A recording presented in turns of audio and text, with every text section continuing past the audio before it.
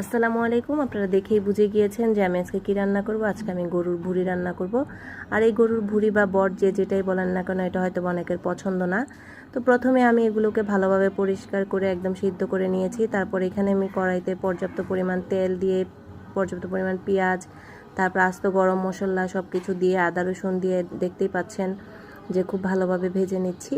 আর পেঁয়াজটা আমি খুব বেশি একটা ভাজবো না, কারণ যখন আমি বটগুলো দিয়ে নাড়াচাড়া করব তখনও কিন্তু পেঁয়াজগুলো এমনিতেই গলে যাবে। তো এখন আমি মশলা দিয়ে দিচ্ছি, হলুদের গুঁড়া, মরিচের গুঁড়া, ধনিয়া গুঁড়া, জিরা গুঁড়া সব কিছু দিয়ে খুব ভালোভাবে আবার একটু তেলের সাথে মিশিয়ে নেব। তারপরে সামান্য পরিমাণে একটু পানি ব্যবহার করব মশলাটা কষানোর জন্য। আর এখানে আমি কিছুটা দিয়ে দিব গরম মশলার গুঁড়া। গরম মশলাটা আমি বাসায় তৈরি করা মশলাটা দিয়েছি।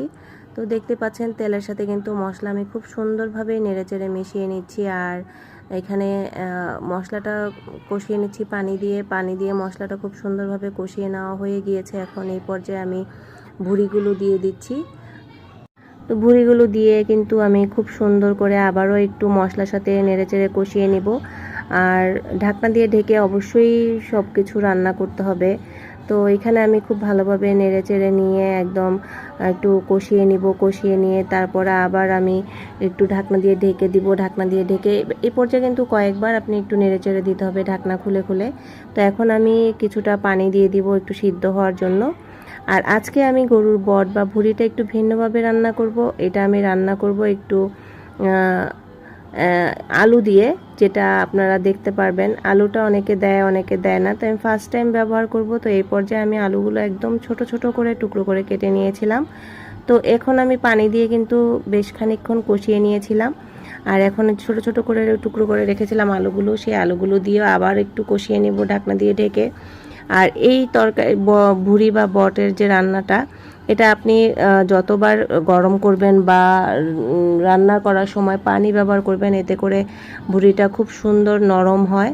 তো এই পর্যায়ে আমি আবার কষিয়ে নিয়েছি আলু দিয়ে খুব সুন্দর করে, আবারও পানি দিয়ে দিব। তো যতবারই ভুঁড়িটা গরম করবেন বা খাওয়ার জন্য রান্না করবেন বা গরম করবেন, তখনই একটু পানি দিয়ে গরম করে নেবেন, এতে করে খেতে খুব ভালো লাগে। আর এই পর্যায়ে এসে আমি আবারও একটু গরম মশলার গুঁড়া আর জিরা গুঁড়া দিয়ে দিলাম, এতে করে ফ্লেভারটা খুব সুন্দর আসে। অনেকে কিন্তু ভুঁড়ির ফ্লেভারটা নিতে পারে না, যেমন আমার ছোটো মেয়েটা পছন্দ করে না, আমি আমার বড় মেয়ে পছন্দ করে খাই। তো এই পর্যায়ে একদম নাড়তে নাড়তে পানিটা শুকিয়ে ফেলবো। আর দেখতেই পাচ্ছেন এখানে কোনো পানি অবশিষ্ট নেই, একদম ভাজা ভাজা করে নিয়েছি। আর আরও কিছুক্ষণ আমি ভাজা ভাজা করব। তা আপনাদের কাছে আমার এই ভুঁড়ি রান্না করাটা কেমন